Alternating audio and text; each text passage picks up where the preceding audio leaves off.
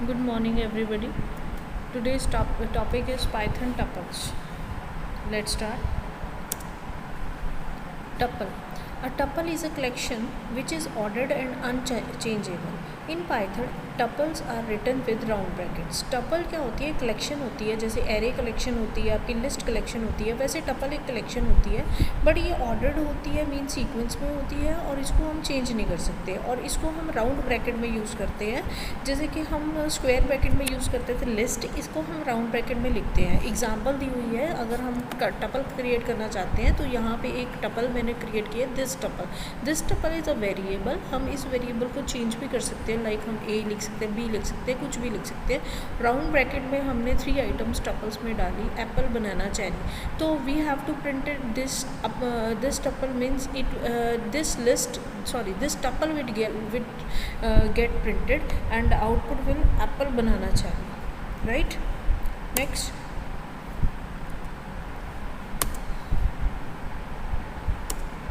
अब अगर हमने टपल की आइटम्स को एक्सेस करना है तो हम उसको इंडेक्स नंबर के थ्रू असेस कर सकते हैं। You can access tuple items by referring to the index number inside square brackets.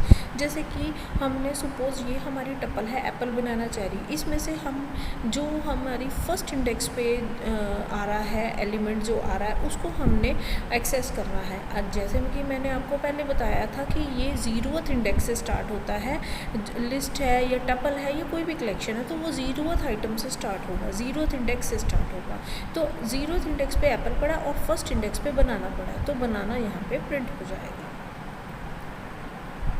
Negative indexing का मतलब होता है पीछे से जो हम सीक्वेंस यूज़ करते हैं। जैसे कि हम एप्पल अगर का इंडेक्स होगा 1, अगर हमने चेरी का इंडेक्स देखना, अगर पीछे से हमने एक्सेस करना आइटम तो इंडेक्सिंग करनी है तो वो माइनस में जाएगा। So negative indexing means beginning from the end. -1 refers to the last item, that means cherry, -2 banana जाएगा, -3 आपका एप्पल जाएगा। अगर हमने -1 को प्रिंट करना है तो वो चेरी को प्रिंट करेगा। रेंज ऑफ इंडेक्स, अगर हमने एक सब मीन्स टपल में से एक सब टपल निकालना है तो हम रेंज देंगे। Like you can specify a range of indexes by specifying where to start and where to end the range. When specifying a range, the return value will be a new tuple with the specified item. Example इसमें दी हुई है, एक tuple दी हुई है, tuple एक variable में डाला हमने, उसको प्रिंट करवाना है 3rd, 4th और 5th आइटम। तो हम क्या करेंगे, 3rd, 4th और 5th आइटम, दैट मीन्स 0 से स्टार्ट होगा। 3rd 0, 1, 2, 3। हमने क्या करना है, 3rd आइटम प्रिंट करनी है, और आइटम प्रिंट करनी है। फर्स्ट आइटम एप्पल है, सेकंड आइटम है बनाना, थर्ड आइटम है चेरी, 3rd, 4th, 5th हमने की और चेरी, ऑरेंज और कीवी को प्रिंट करना है। सो हम लिखेंगे कैसे, अगर हमने इंडेक्स नंबर देंगे, या हम चेरी का इंडेक्स नंबर क्या है, 0, 1, 2 से लेके 5 तक, 2, 3, 4। अब बोलोगे मैम 5 तो आया नहीं, मेलन तो आया नहीं, 2 से इंक्लूड होना है और 5 को हमने एक्सक्लूड करना है। मीन्स जो पीछे वाली चीज़ ये आइटम होती है वो हम इंडेक्स होता है वो हम n-1 लेते हैं, n नहीं लेते, वो एक्सक्लूड करते हैं। तो cherry, orange, kiwi will get printed. Range of negative number, अगर हमने रेंज निकालनी है स्पेसिफाई, अगर हमने जैसे अभी मैंने पॉजिटिव नंबर का बताया, अगर मैंने नेगेटिव इंडेक्सेस की रेंज निकालनी है तो ये एग्जांपल रहेगी। सपोज़ मैंने ये टपल प्रिंट करवाया, अब मैंने रेंज प्रिंट करवानी है, इसमें मैंने ऑरेंज, कीवी, मेलन, मैंने ये 3 पिछले प्रिंट करवाने हैं। तो जैसे मैंने पहले बताया था, अगर पीछे से स्टार्ट करोगे ये -1 रहेगा, ये -2 रहेगा, ये -3 रहेगा। अगर मैंने इंडेक्स रखना है आपका -4 से -1, -4 से -1 का मतलब है ये -1, ये -2, ये -3, -4 means orange, kiwi, melon. -1 exclude होगा बिकॉज ये लास्ट आइटम है, last item is also always excluded and the first item is included here. If you want to change the tuple value, अगर एक बार आपकी टपल क्रिएट हो गई है, you can't change it. Tuples are unchangeable और immutable, means like other collection से हम चेंज कर सकते थे, हम टपल को चेंज नहीं कर सकते, but we can try it. Like अगर हम उसको करना ही करना है टपल को, तो first we have to change the tuple into list. अगर हम उसको कन्वर्ट कर देंगे लिस्ट में, उसको चेंज कर सकते हैं अकॉर्डिंगली। फिर हम लिस्ट टू टपल चेंज कर देंगे जब रिजल्ट आ जाएगा। Like in this example, x is a collection, x is a tuple which includes Apple, banana and cherry. अगर हम इसको लिस्ट इसको मैंने चेंज करना है, मीन्स बनाना की जगह कीवी करना है, तो मैं इसको पहले लिस्ट में चेंज करूँगी। लिस्ट में चेंज कर दिया इस तरह से, लिस्ट में मैंने फोर्सफुली कन्वर्ट किया। अब मैंने फर्स्ट इंडेक्स पे बनाना की जगह कीवी चेंज कर दिया। अब जब वो चेंज हो गया है तो उसको दोबारा से उस कलेक्शन को मैं टपल में चेंज कर दूँगी और उसको प्रिंट करवा दूँगी। इस तरह से हम चेंज कर सकते हैं, डायरेक्टली हम टपल को चेंज नहीं कर सकते। अब जैसे अगर हमने लूप लगाना है तो लूप फॉर लूप लगा सकती हूँ। जैसे कि मैंने लूप लगा के सबको प्रिंट करवाना है, तो मैंने एक वेरिएबल ले लिया, उसमें एक टपल डाला और मैंने इस तरह का सिंटेक्स लिखा, for x in this tuple. For in keyword है आपका, x is a loop variable और this tuple is a tuple representing a tuple collection that includes apple, banana and cherry, and it will print all the elements of the given tuple by using loop. Then अब हमने check करना है क्या कोई item exist करती है कि नहीं टपल में। तो एक टपल बनाया, एप्पल, बनाना, चेरी, पता लगाना कि एप्पल है लिस्ट में या नहीं है। अगर है तो वो प्रिंट कराएगा yes apple is in the fruit tuple, otherwise कुछ भी नहीं होगा। तो इसलिए हमने यहाँ पे इफ़ स्टेटमेंट लगाई, if apple in this tuple, मतलब इफ़ भी कीवर्ड है, इन भी कीवर्ड है। इसमें you have to remember only the syntaxes, keywords.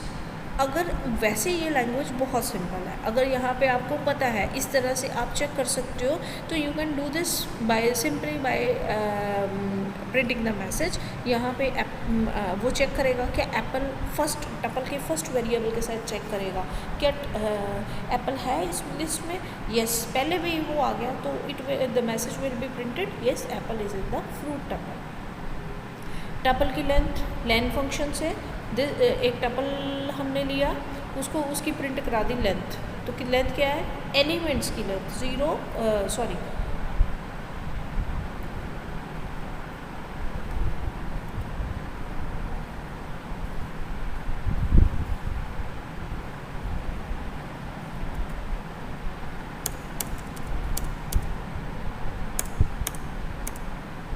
This. तो हमने लेंथ प्रिंट करवा दी है एप्पल, बनाना, चेरी, जिसमें हमारे 3 एलिमेंट्स है, एप्पल, बनाना और cherry, and 3 will get printed here. Now if you want to add item, no, we can't add item into it because tuples are unchangeable. So if you want to add item, and if you try to add item at the third index, you want to insert here orange, means 0 1 2 at third index you want to means insert orange in this collection, in this tuple, then it will raise the error, and when you will print this tuple, it will not get printed and it will give an error. If you want to remove the item, so you can't remove the item because tuples are unchangeable, tuples आपकी change नहीं हो सकती, you can't remove it.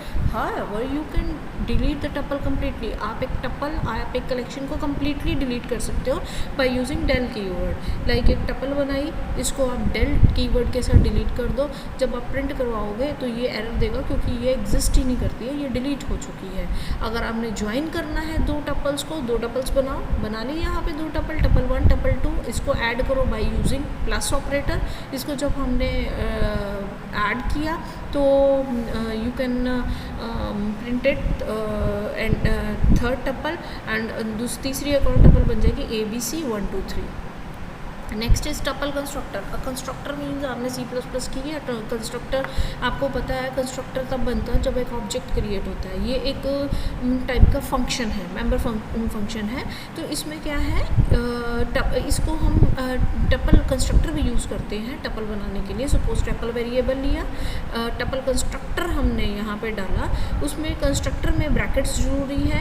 तो हम यहाँ पे एक constructor अगर प्रिंट कराएंगे तो यहाँ पे एक टपल बन गया है with the help of tuple constructor. And जब हम उसको प्रिंट करेंगे तो आप message this tuple will get printed, Apple, banana and cherry will be the output.